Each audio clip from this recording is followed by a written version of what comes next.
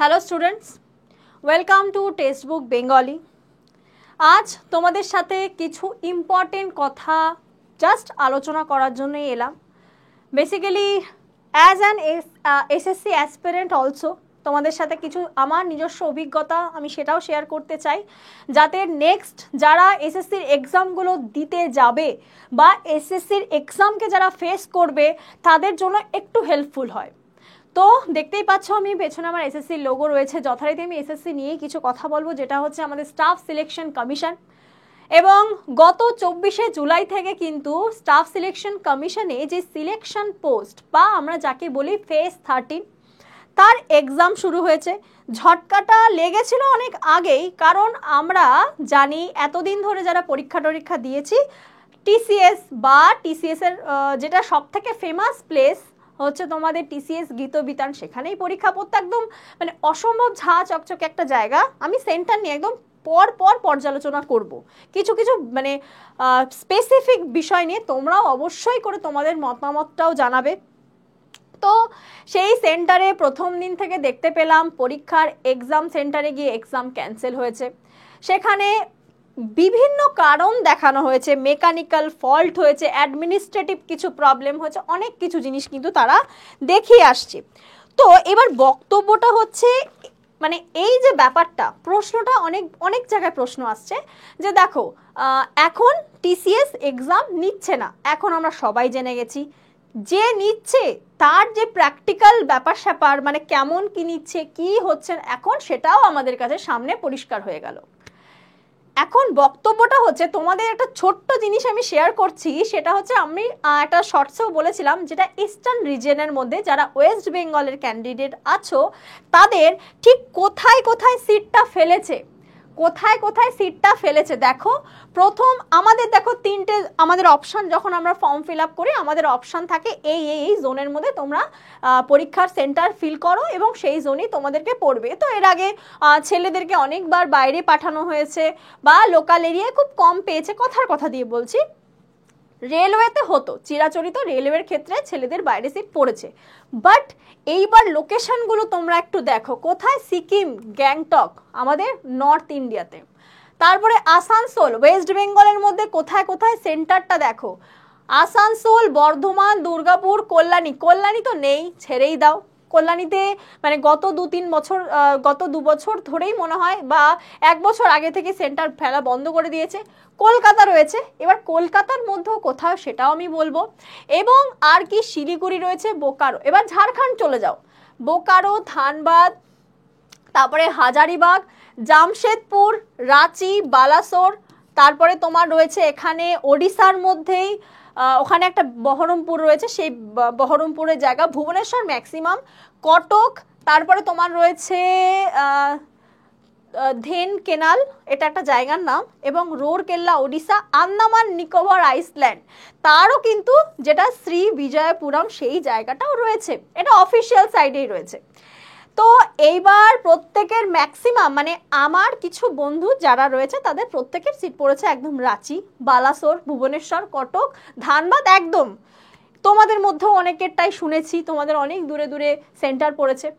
এবার ব্যাপারটা হচ্ছে, তাহলে একটা জিনিস তো এসএসসি জানতো যে ওয়েস্ট বেঙ্গলের স্টুডেন্ট যারা, আমি কিন্তু পার্টিকুলারলি ওয়েস্ট বেঙ্গল স্টুডেন্টদের কথাই বলবো, যেহেতু আমিও মানে ওয়েস্ট বেঙ্গল থেকে বিলং করছি।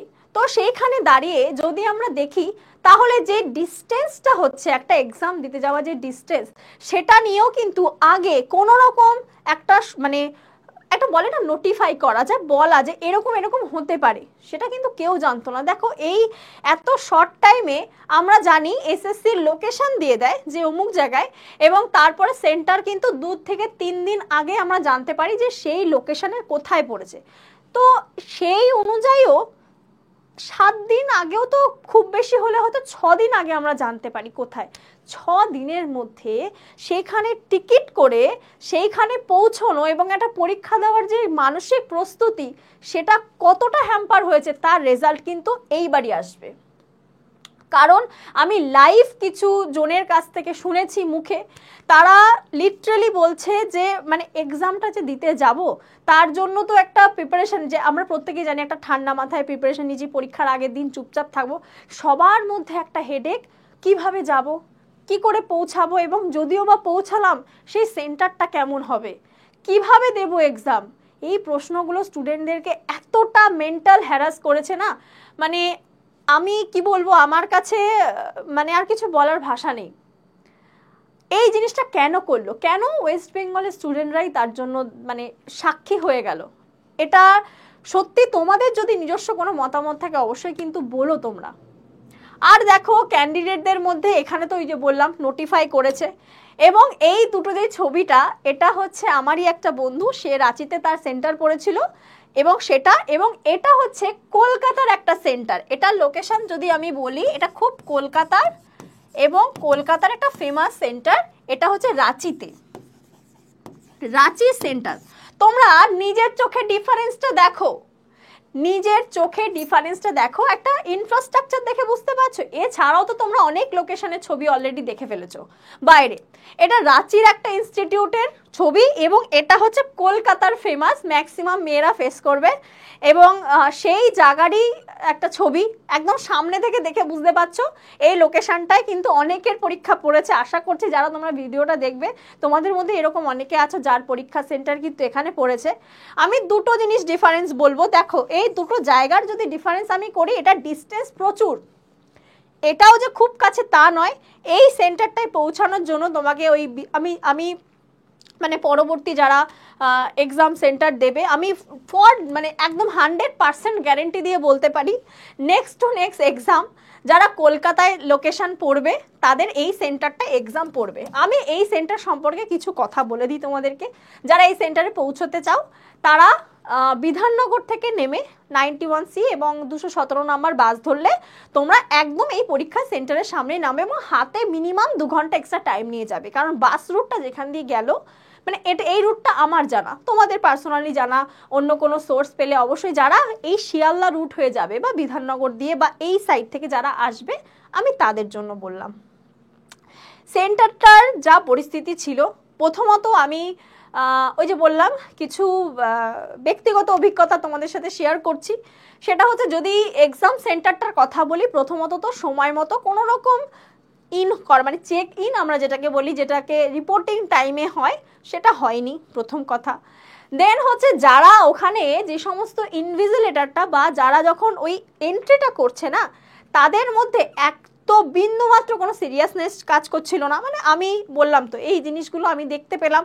এবং ফটো, সেখানে তোমরা প্রত্যেকেই জানো যখন এন্ট্রি হয় একটা ফটো তোলা হয়, এবং তুমি তোমার সিস্টেমে গিয়ে সেই ফটোটা তোমরা দেখতে পাও, সেটাকেও একদম ফিক্সলি বলা থাকে। যেখানে এসএসসি আমাদের যখন ফর্ম ফিল আপ করাচ্ছে, তারা এখন লাইভ ফটো আপডেট চাইছে যে তুমি লাইভ ফটো তোলো। এবার আধার অথেন্টিকেশন হলো, মানে তোমার ফর্ম ফিল আপ অন্য কেউ করতে পারবে না, তোমাকে নিজে করতে হলো, সব মেনে নিলাম।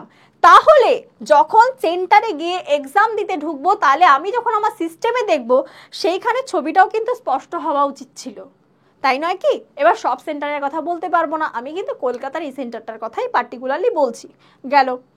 এবং তার সাথে সাথে যদি এনভায়রনমেন্টের কথা বলি, কি বলবো, কিছু বলার নেই। সেখানকার কম্পিউটার, সেখানকার মাউস অসাধারণ ছিল। তো আমি কারোর বদনামের জন্য বলছি না, আমি তোমাদেরকে এই কারণে বলছি যাদের যাদের পরবর্তী সময় এইখানে এক্সাম পড়বে তারা কি কি ফেস করতে পারো, আমি তাদের জন্য বলছি। এই মেন্টালি কি বলবো প্রিপারেশন নিয়েই তোমরা যেও, এবং সব কিছুকে মিলিয়ে সেখানে লোকেশন, ওই যে বললাম কেউ যদি রাঁচি চলে যেতে পারে, তোমরা বলতেই পারবে তোমাদের ভাগ্য খুব ভালো, তোমাদের এই সেন্টারে পরীক্ষা পড়েছে।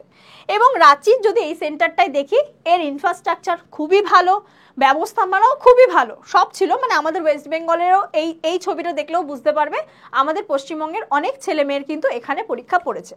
তো আমি জাস্ট ডিফারেন্সটা তোমাদেরকে আমি বোঝালাম, আশা করি বুঝতে পারছো। তো সেইভাবেই নিজেদের মেন্টাল প্রিপারেশন নিতে শুরু করে দাও আপকামিং এসএসসি এক্সামের জন্য। তোমাদেরকে আমি রিয়েলিটিটা জাস্ট বোঝানোর চেষ্টা করছি। আর যারা যারা অলরেডি এক্সাম দিয়ে এসেছো তাদেরকে তো আর কিছু বলার নেই।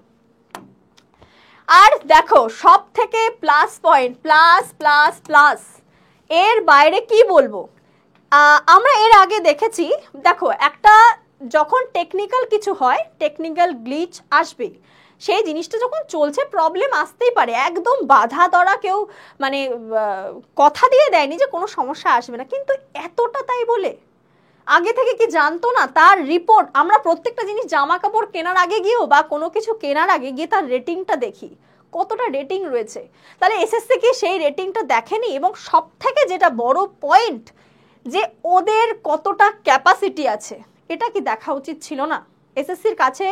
মানে এই যে একটা এত বড় সেন্ট্রাল গভর্নমেন্ট, অর্থাৎ সমস্ত ভারত সরকার আমরা যাকে বলি, সেই সেন্ট্রাল গভর্নমেন্টের এমপ্লয়ি যারা রয়েছে, যারা এসএসসি চেয়ারম্যান যারা রয়েছেন, তারা প্রত্যেকে তো প্রচন্ড সেন্সিবল, তাই না? আমরা তো তারা আজকে এত মহান চেয়ারে বসে আছেন, মানে যথেষ্ট বুদ্ধি এবং সচেতন মানুষ, তো তাদেরকে কাছে কি এই ইনফরমেশনগুলো ছিল না?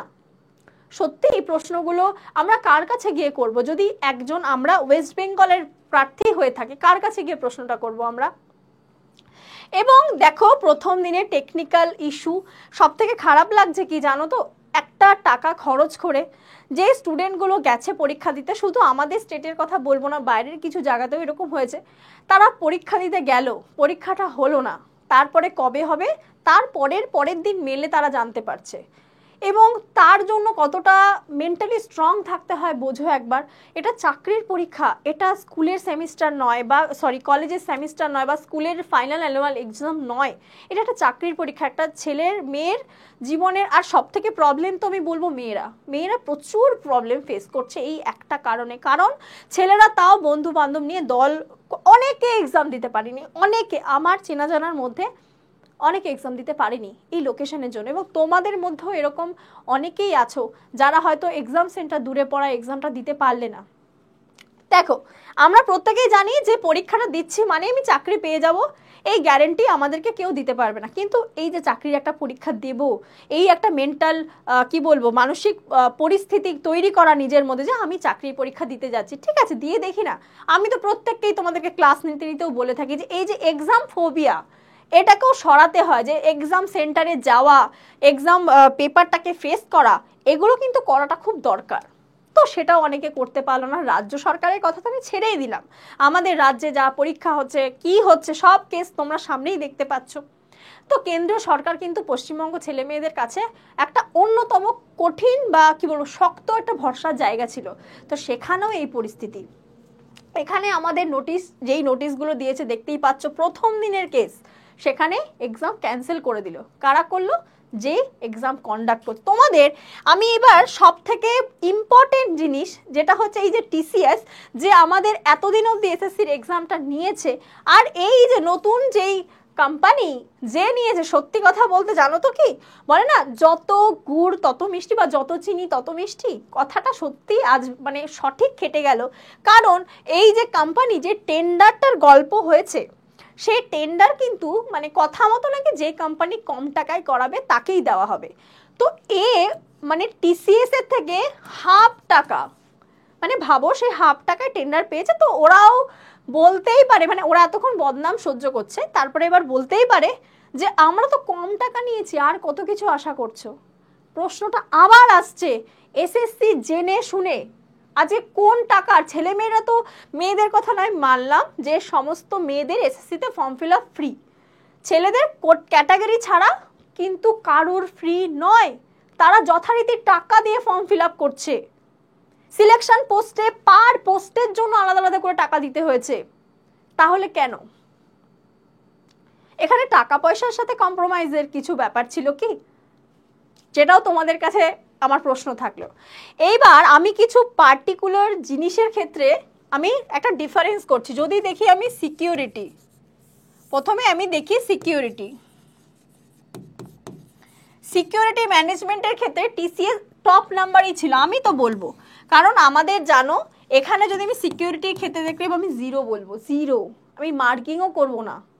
কারণ ওখানে মেয়েদের আমাদের টিসিএস গীতবিধানে পড়লো ছেলেদের বেল্ট, পায়ের কোনো রকম জুতো, পা ঢাকা জুতো হলে পা খুলিয়ে নেওয়া, হাতে কানে গলায় এনিথিং, কোনো অর্নামেন্ট অ্যালাউ নয়, সেটা তো গেলই, এটা একদম মানে প্রপার চেকিং হতো, দুবার করে চেকিং হতো, সেটা তো সিকিউরিটি ছেড়ে দাও। দেন আমি যদি দেখি সেন্টারটা, এবার চলে আসো সেন্টারের গল্পে, অর্থাৎ যেখানে আমরা বসে এক্সামটা দেব, তাই তো, যেখানে বসে আমরা এক্সামটা দিচ্ছি।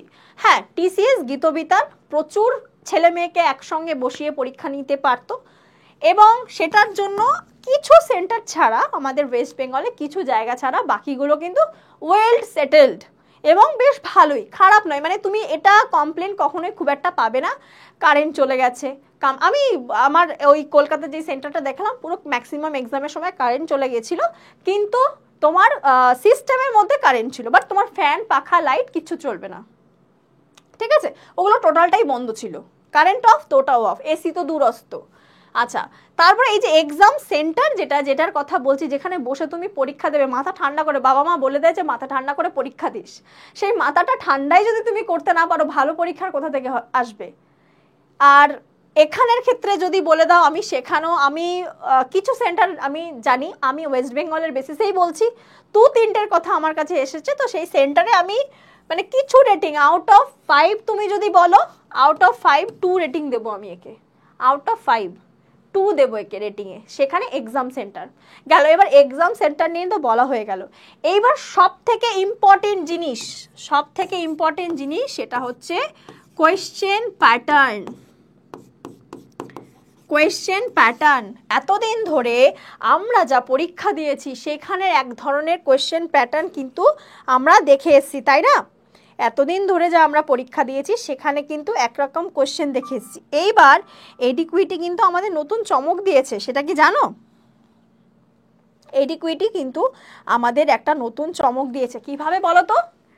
সেই চমকটা হচ্ছে, কোয়েশ্চেন আমরা যদি দেখি ইজি, মডারেট এবং হাই লেভেল, এখানেও যদি দেখি ইজি, মডারেট এবং হাই লেভেলের যদি কোয়েশ্চেন আমরা দেখতাম, কিছু একটা পার্সেন্টেজ তো থাকতো না, এই পার্সেন্টেজ এইরকম কোয়েশ্চেন থাকবে। টিসিএস কিন্তু এতদিন একটা অ্যাভারেজলি যদি দেখি 70 to 75%, 70 to 75% আমি বলবো, 70 to 70 না লেগে আর এমনি এত কাট আপ ওঠে, এবং 20 to 25% তোমার হচ্ছে গিয়ে মডারেট কোয়েশ্চেন থাকতো, এবং তার মধ্যে যদি আমি ইজির ক্ষেত্রে দেখি, বাকি যে পার্সেন্টেজ থাকে আমাদের 5 to 10% অ্যাভারেজলি আমি বলছি, 5 to 10%, আমি কিন্তু সব অ্যাভারেজলি বললাম, পার্সেন্ট এটা আবার সংখ্যায় ভেবো না। ইজি থাকতো 70 to 75%, মডারেট থাকতো 20 to 25%, এবং যেটা হাই লেভেল, সেই হাই লেভেলের থাকতো 5 to 10%, মানে শিফট বেসিসে ভ্যারি করছে। এইবার আমি যা দেখলাম সেইখানে কিন্তু যদি আমি মানে এমটিএস এবং হাই সেকেন্ডারি লেভেল বাদ দিই, আমি ওই দুটো বললে আমি একদম সবই ইজি বলবো, 90% ইজি দিয়েছে। 90% কোশ্চেন অ্যাজ এ যদি ম্যাট্রিক লেভেল এবং এইচএস লেভেলে আমি দেখি 90% কোশ্চেন ইজি দিয়েছে, বাট যেটা রিজনিং ছিল সেই রিজনিংয়ের মধ্যে কিন্তু প্রশ্ন একটু তোমাকে মানে তুমি প্রশ্নটা অ্যাটেন্ড করবে আর ভাববে সত্যি এরকম ছিল প্রশ্নটা, এরকম লাগবে। মডারেট 10%, আর বাকি হাই লেভেলের ম্যাট্রিক লেভেলে তো আমি কি বলবো 0 to 5%, 0 to 5% শিফট বেসিসে ভ্যারি করবে, যত সময় এগোবে তারপরে চেঞ্জ হবে। বাট যদি আমি গ্র্যাজুয়েশন লেভেলে দেখি, গ্র্যাজুয়েশন, এই যে গ্র্যাজুয়েশন লেভেলে কিন্তু খেলা দেখিয়ে দিয়েছে, গ্র্যাজুয়েশন লেভেলে গিয়ে কিন্তু যা কোয়েশ্চেন করেছে, মিনিমাম 55 to 60%, আমি বলছি মিনিমাম 55 to 60% কোয়েশ্চেন ছিল হার্ড লেভেলের কোয়েশ্চেন ছিল, গ্র্যাজুয়েশন লেভেলের কথা বলছি। বাকি তুমি যদি দেখো মডারেট, সেই মডারেট কোয়েশ্চেন ছিল 30% মিনিমাম, মডারেটের ক্ষেত্রে 30 to 35% ছিল, এবং বাকি যেটা ছিল ইজি কোয়েশ্চেন। অর্ধেক কোয়েশ্চেন ছিল ইনকমপ্লিট, মানে আমার নিজের কাছে, আমারও কিছু বন্ধু বা আরও অনেকজনের কাছ থেকে আমি যা শুনেছি, কিছু প্রশ্ন লেগেছে ইনকমপ্লিট।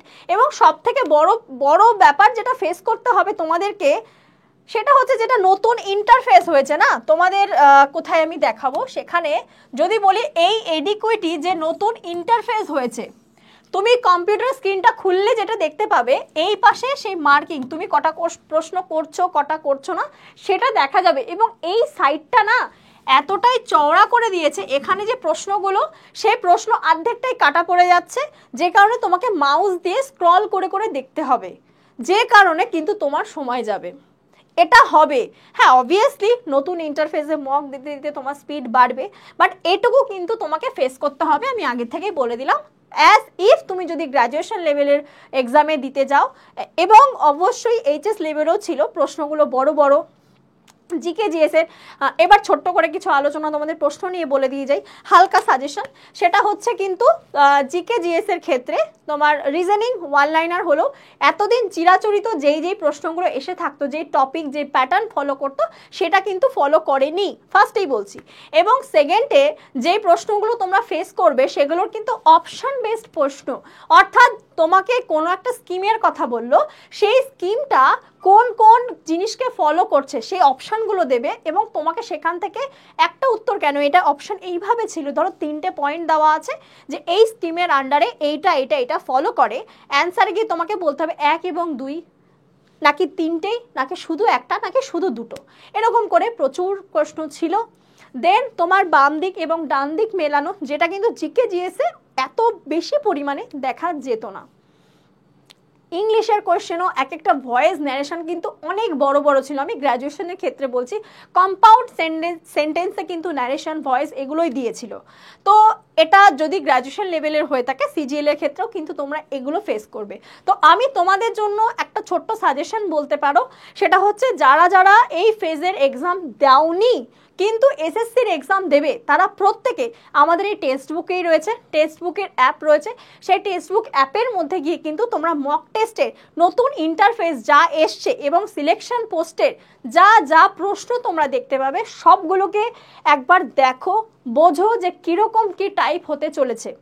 তো এইটুকু ইনফরমেশন তোমাদের সাথে শেয়ার করা ছিল, তাই তোমাদেরকে শেয়ার করলাম, একটা লাইভ এক্সপিরিয়েন্সও তোমাদের সাথে আমি শেয়ার করলাম যে এরকম এরকম কিন্তু হচ্ছে। তো এইভাবেই মেন্টাল প্রিপারেশন কিন্তু তোমাদের এখন থেকে নিতে হবে, হুট করে সব কিছু পরিবর্তন হয়ে গেলে যেরকম লাগে সেরকমই কিন্তু এখনকার আমাদের পরিস্থিতি। তো অবশ্যই এইটুকুই বলার, মাথা ঠান্ডা করে সবাই পড়াশোনা করো, বাইরে অনেক কিছুই হবে, এইভাবে সজাগও থাকতে হবে, নিজের পড়াশোনাটাকে বজিয়েও রাখতে হবে। তো এইটুকুই তোমাদেরকে বলা ছিল। তো দেখা হচ্ছে আবার কোনো নেক্সট ক্লাসে। সবাই সুস্থ থেকো, ভালো থেকো আর সাবধানে থেকো, এবং যাদের এখন এক্সাম হয়নি অবশ্যই ভালো করে এক্সাম দিও। Thank you so much. তোমাদের জন্য থাকছে একটা সিলেকশন কার্নিভাল সেল, একদম হাতে কিন্তু সময় ভীষণ কম, বুঝতেই পারছো, তার জন্য কিন্তু প্রত্যেকে ঝটপট আর দেরি না করে এই যে সিলেকশন কার্নিভাল সেলটা এসছে সেটাকে গ্র্যাব করে নাও। তোমরা দেখতেই পাচ্ছ এখানে আমার কুপন কোডেও তোমরা কিন্তু নিতে পারো, যেটা কিন্তু রয়েছে NITI। এই কুপন কোডটা ইউজ করলে কিন্তু তোমরা ম্যাক্সিমাম ডিসকাউন্ট পেয়ে যাবে। কি পাচ্ছ তোমরা এতে? এখানে দেখতেই পাচ্ছ প্রিপারেশনের জন্য WBSSC, গ্রুপ CND, তোমাদের পুলিশের জন্য আরো অনেক কিছু। এখানে আবারও বলছি এটা অফার প্রাইস কিন্তু 799 এ রয়েছে। তোমরা যদি কুপন কোড ইউজ করো NITI, আবারও বলছি NITI, এই কুপন কোডটা যদি তোমরা ইউজ করো তাহলে কিন্তু এই প্রাইসটা আরো কমে যাবে, এই 799 কিন্তু আরো কমে যাবে, সেটা হয়ে যাবে 749। এবং দেখতেই পাচ্ছ তোমাদের জন্য কি কি রয়েছে, West Bengal police, SSC GD, clerkship, group D, railway, central state, যা যা তোমরা চাও, একদম এই অপরচুনিটিটা মিস করো না। আর আরেকটা জিনিস, সেটা হচ্ছে টেক্সট বুক পাস প্রো।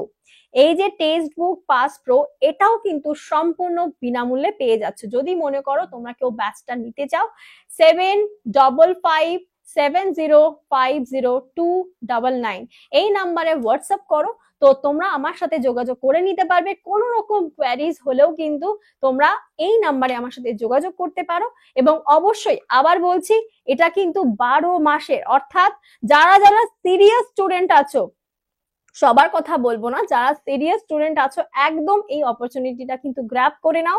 আবারও বলছি NITI, এই কুপন কোডটা কিন্তু তোমরা ইউজ করতে পারো ফর ম্যাক্সিমাম ডিসকাউন্ট। তো চলো তোমাদের সাথে আবার দেখা হবে কোনো ক্লাসে। সবাই ভালো থেকো এবং সুস্থ থেকো। দেখা হচ্ছে ক্লাসে। টাটা।